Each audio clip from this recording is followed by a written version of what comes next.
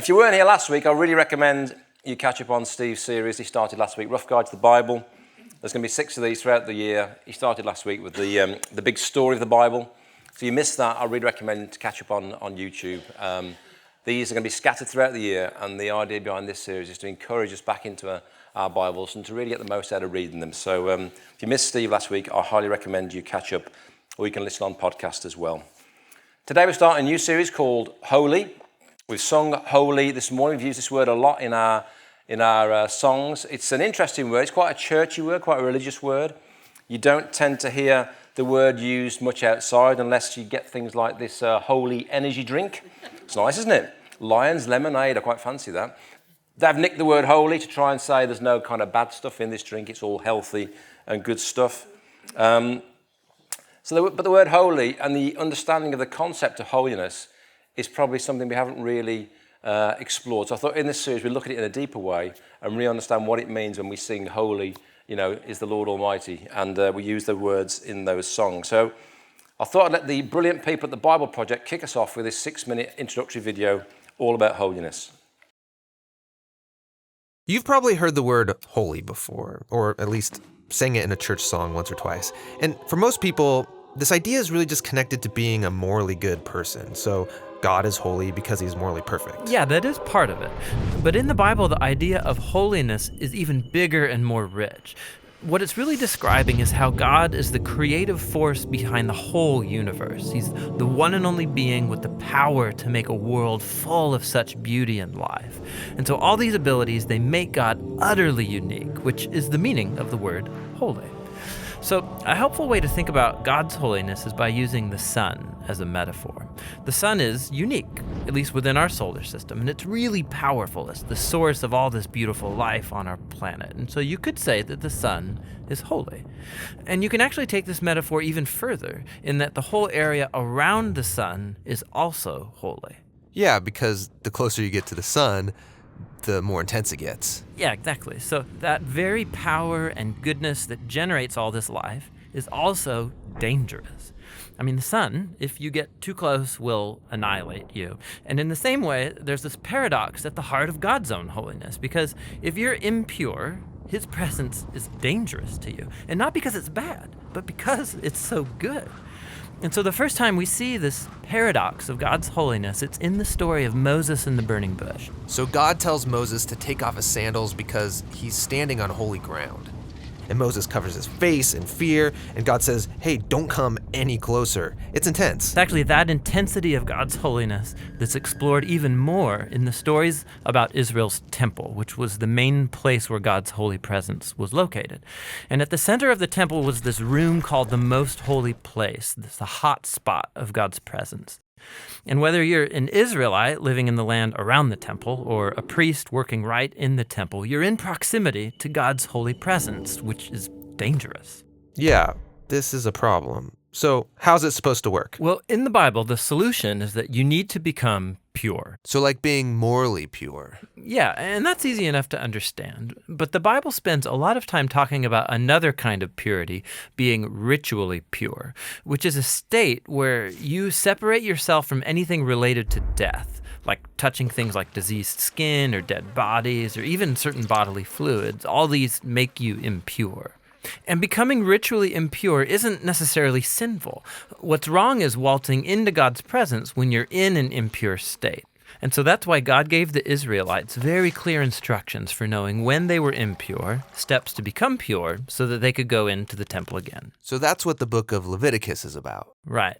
But it doesn't stop there. This idea keeps developing. So later in the scriptures, we find this really interesting story by a prophet named Isaiah. And he has this crazy vision where he's in the temple and he's right in God's presence. He's totally terrified. Yeah, he knows the rules. He shouldn't even be in there. And he's worried about being destroyed. And then this crazy creature called a seraphim. Yeah, that is a crazy creature. Totally. So it flies over with a hot coal, and then it sears Isaiah's lips with the coal and says something really weird. Your guilt is taken away, and your sin is atoned for. So this burning coal somehow makes Isaiah pure. Yeah, it's remarkable because normally if you touch something impure, it transfers its impurity to you. But now here's this new idea where you have this coal, this very holy and pure object, and it touches Isaiah, and it transfers its purity to him. Isaiah is not destroyed by God's holiness. He's transformed by it. I mean, the implications of this are just huge. But there's one more development, this time from another prophet, Ezekiel. And he has this vision where he's standing at the temple and he sees water trickling out from it.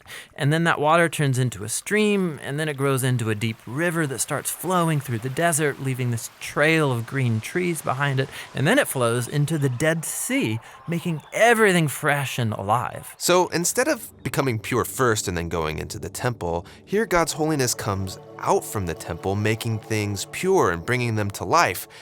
What does it all mean? So we don't know until we meet this man, Jesus. And he claims that he's fulfilling all of these ancient visions, but in surprising new ways. So Jesus, he went around touching people who are impure, people with skin diseases, a woman with chronic bleeding, or dead people. And when he touches them, their impurity should transfer over to Jesus, but instead, Jesus' purity transfers to them and actually heals their bodies. Jesus is like that holy coal in Isaiah's vision. Right. And Jesus claimed that he was the human embodiment of God's own holiness, and that he and his followers were now God's temple, so that through them, God's holy presence would go out into the world and bring life and healing and hope. And so this is why Jesus described his followers as having streams of living water flowing out of them. So this is our part of the story where we find ourselves now, but where's this all heading? So the last pages of the Bible end with a final vision about God's holiness. And this time it's by a guy named John. And in his vision, we see the whole world made completely new. The entire earth has become God's temple. And Ezekiel's river is there, flowing out of God's presence, immersing all of creation, removing all impurity, and bringing everything back to life.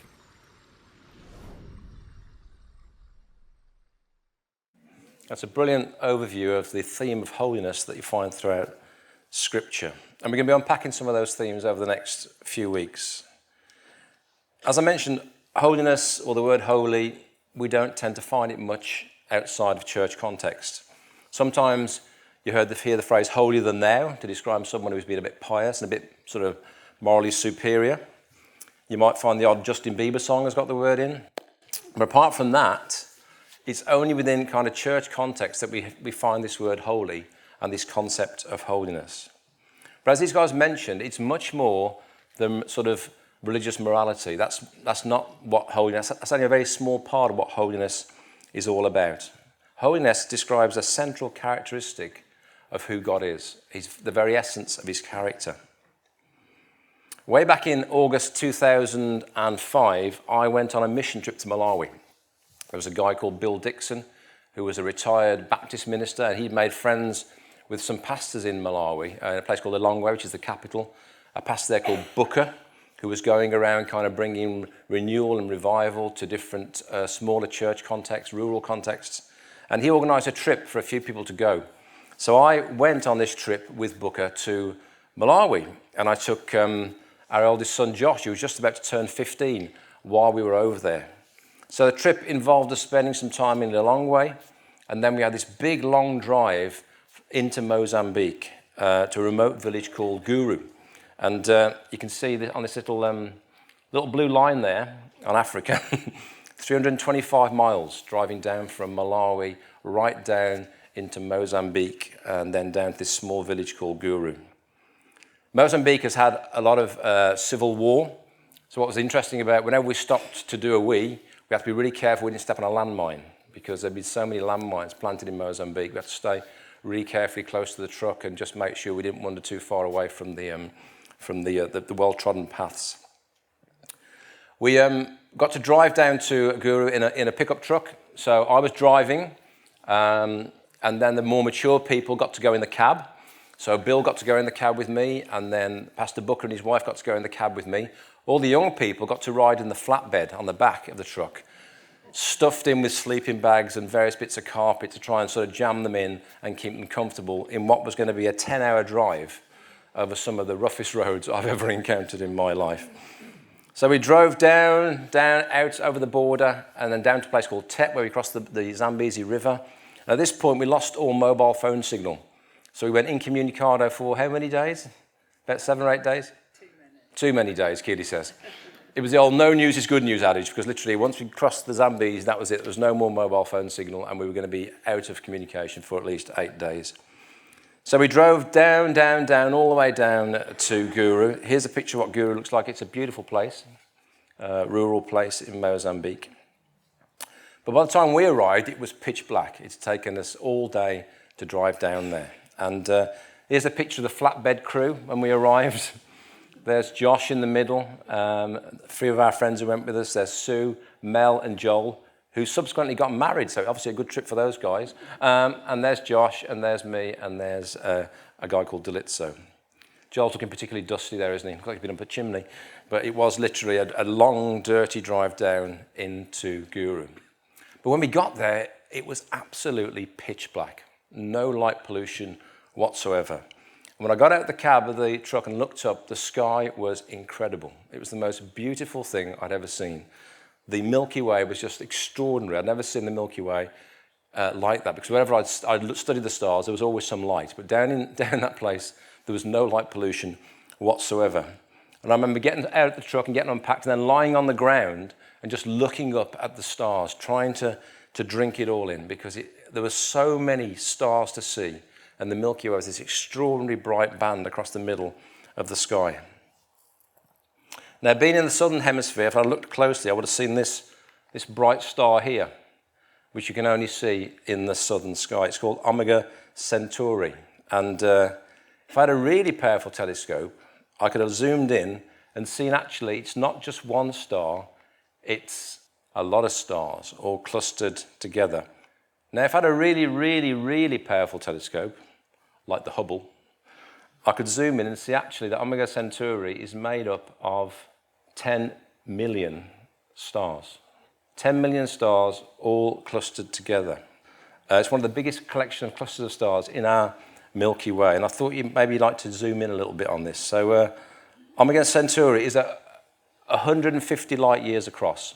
That's a lot of space. All these different stars shining in it, and they're held captive by a black hole that's holding them all there. And that black hole has got about the mass of 40,000 times of our sun, holding these stars captive. So let's have a little zoom in and just see how beautiful these stars can get. And this is what Hubble lets us do. Anyone counting? Some of these stars, they reckon, are nearly as old as the universe itself, potentially 12 billion years old, some of these stars. And the light from them has taken 17,000 years to get to us. So this incredible, incredible thing in the night sky. And there's just a beautiful picture of Omega Centauri in the middle there, how it would look if you had a really good telescope to look at the night sky and the galaxy. Sometimes when we're faced with things like this, we get that sense of how insignificant we are in the scale of the universe. I don't know whether you're somebody who kind of embraces these sort of things or kind of runs away from them.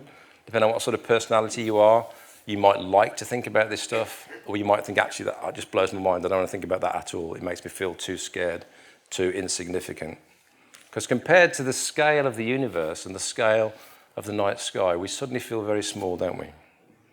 When we're faced with things that transcend our normal, things that are what we could call otherly or even holy, then we're really faced with sort of the scale of who we are.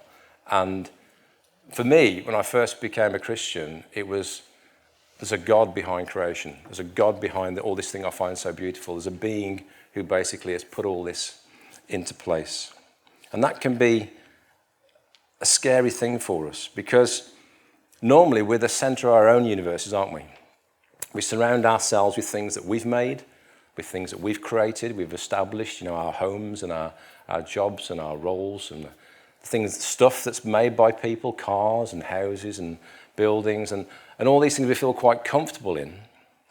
Yet suddenly we're faced with an incredible mountain view or an extraordinary night sky, and suddenly it changes our perspective. Everything takes on a different meaning. Before the sort of grandeur and power of something like the universe, we feel very small. We feel very insignificant.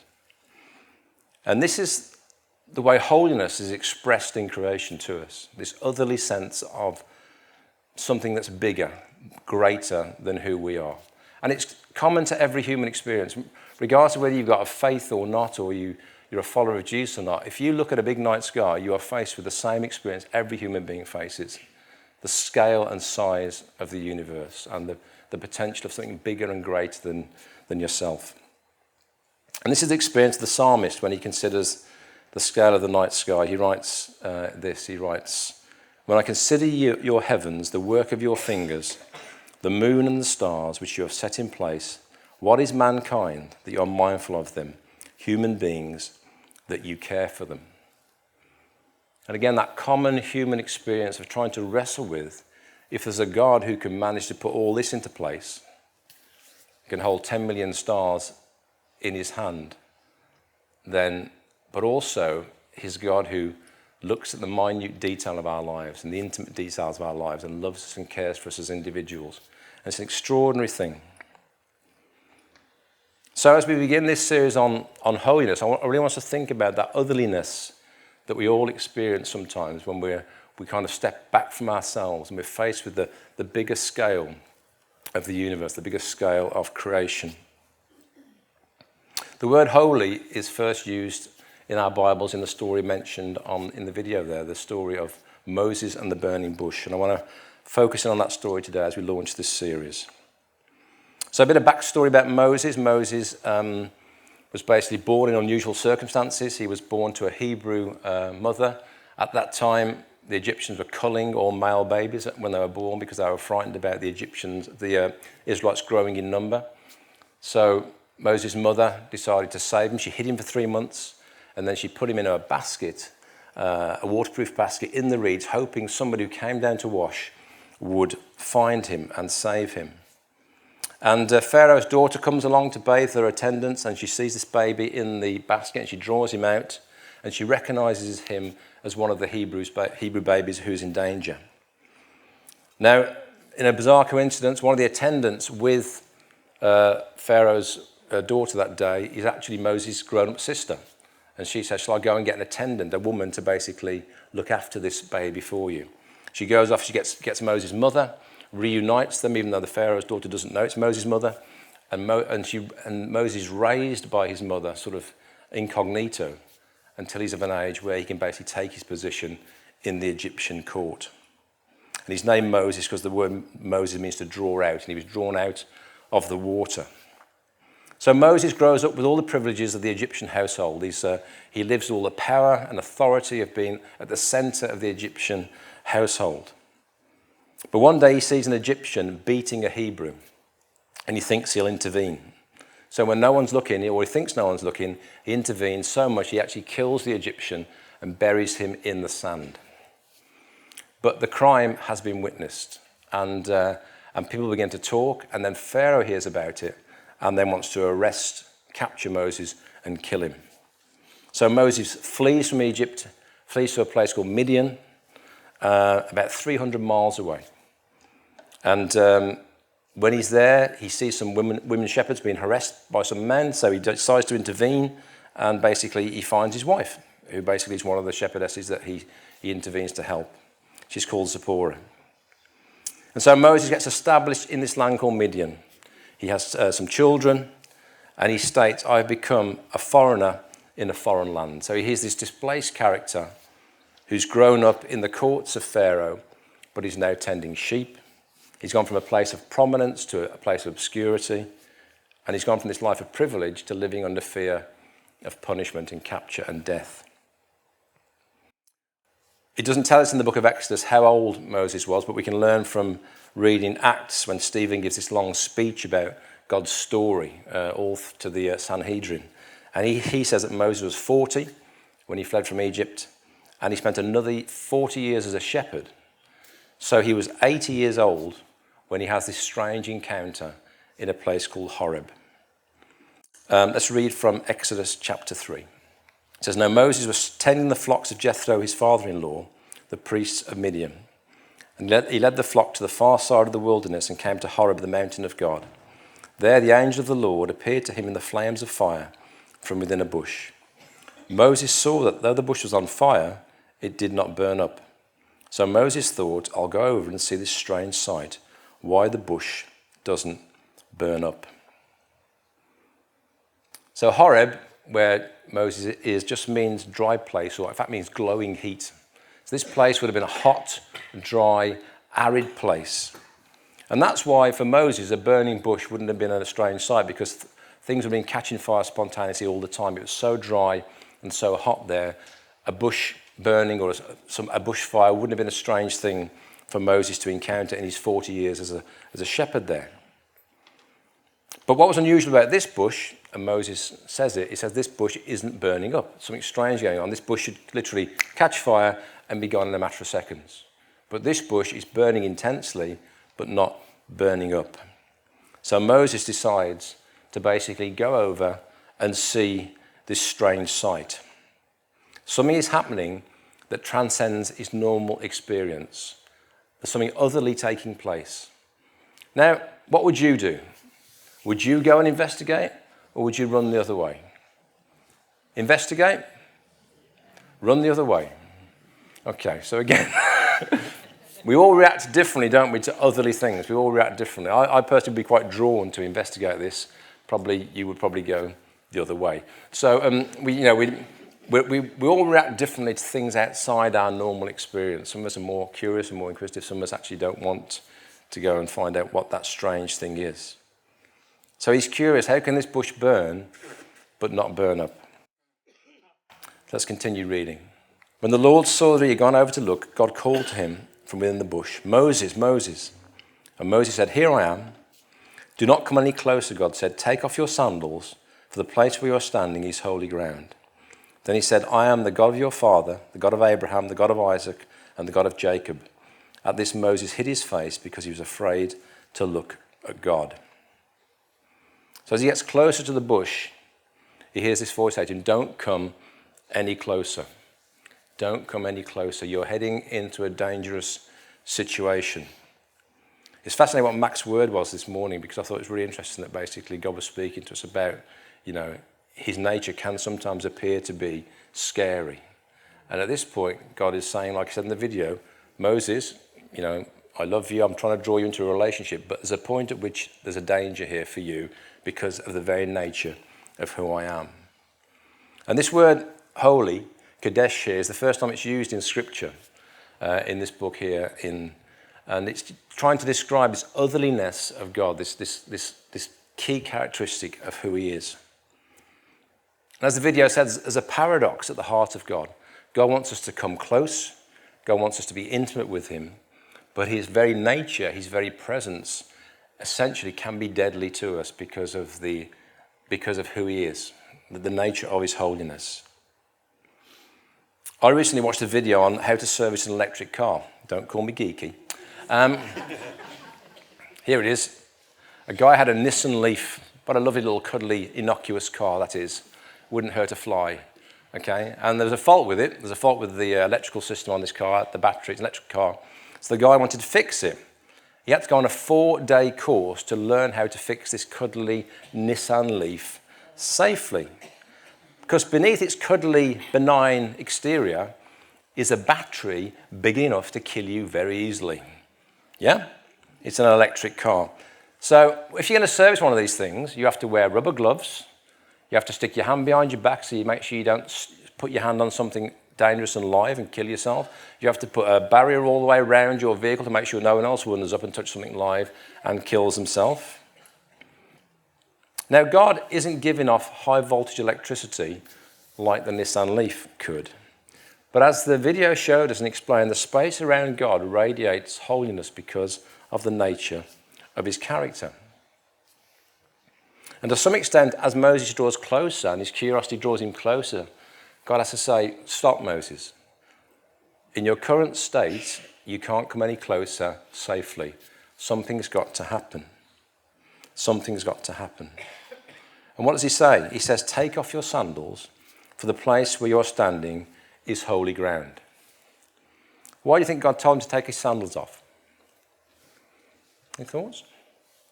Well, some people think it's God's house, and God doesn't want to get his carpets dirty. So if you go to someone's house, they've got a new carpet, you take your shoes off, make sure you don't dirty their carpets. Well, I don't think God's worried about his carpets. I think what he's probably concerned with is not Moses' sandals per se, but what's probably on the bottom of Moses' sandals. So Moses is a shepherd, yeah? So what do you think's probably on the bottom of his sandals? Yeah, he's walking around these sheep all day long. He's getting stuff on the bottom of his sandals, muck, mess, all sorts of strange stuff on the bottom of his sandals. And all that kind of muck and impurity, God said is dangerous to bring into God's presence. It's a bit like you and I wouldn't choose to get into bed with our shoes on, would we? Anyone done that? Or any of you choose to eat your evening meal on the toilet? No? I'm just checking. For us, these things are incongruent. They just don't go together, though. You won't go out for a lovely muddy walk through some fields and then, I'm tired, I'm just going to get into bed with my hiking boots on. You wouldn't do that, would you?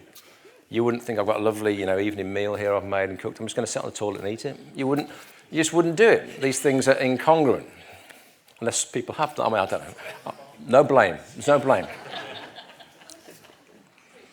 Certain things just don't go together. And as those guys explained to us, there's this thing with God, and there's anything that's impure, anything associated with death or sort of impurity or decay, couldn't come into the holy space that was around God. Now, we don't fully understand why. We don't fully understand the nature of God and why certain things can't really come into that space. We don't really understand, but something to do with the nature of God and the nature of some of these things, they just can't come together. And that's why God says to Moses, stop. You need to come forward safely, and to do that, you need to remove your sandals because they've got stuff on them that's basically going to endanger you if you get any closer to my presence. Some things just don't sit together. Can you imagine if I was lying on my back in Mozambique, admiring that beautiful night sky, drinking in all that grandeur and beauty, and one of the guys in the team just nudged me and said, "Hey, how about this fantastic little video of a cat and dog playing here with a, it'd be like it would feel inappropriate. It would feel somehow dishonoring to the scale of the experience and the encounter that I was having. And there's something about the everyday Moses sandals doesn't sit with the prominence and the presence of God displayed through the burning bush. So Moses has to change to come into God's presence safely, to respond to the invitation. Would you want to be invited into the presence of God? Would you want to draw closer to the creator of the universe? It's interesting because for Moses, he goes from kind of surprise, burning bush, curiosity, why is it not burning up, to abject terror. He suddenly realizes he's in God's presence, and he hides his face because he realizes that anyone who looks upon the face of God could die because of the nature of God's holiness and otherliness. So he suddenly realizes he's in this place and he hides his face. The God of the universe, with all that holiness and otherliness, wants to invite you and I into this close relationship. And it is a paradox. It's a paradox. It's someone who can put all that grandeur together on a scale we can't possibly imagine, wants to draw close to us. And this burning bush experience is a tiny window into what God draws you and I into, and draws the whole nation of Israel into, which we'll explore next week. This is a microcosm, a moment for Moses, and God is drawing his whole people into this deeper, closer relationship. And they return back to this mountain en masse to have this extraordinary encounter with God on a much bigger scale. But today I want you to just kick us off to think about this whole concept of holiness and God's otherliness. Because sometimes when we sing about it, it can become an over-familiar term. But what's incredible is that through Jesus, you and I can draw close to this God of utter purity and utter holiness. We can come close and experience his presence.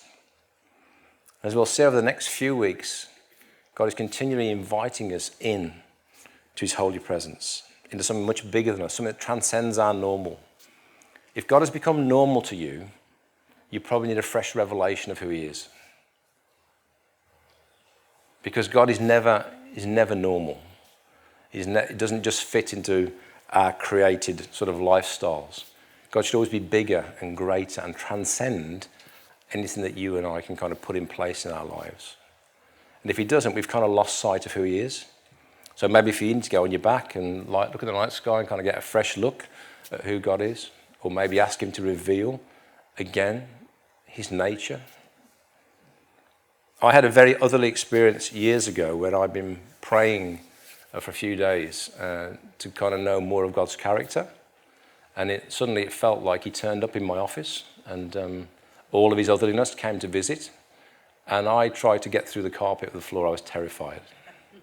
I tried to dig my way through the floor of my office carpet because that's how scared I was. Now, it's a weird thing.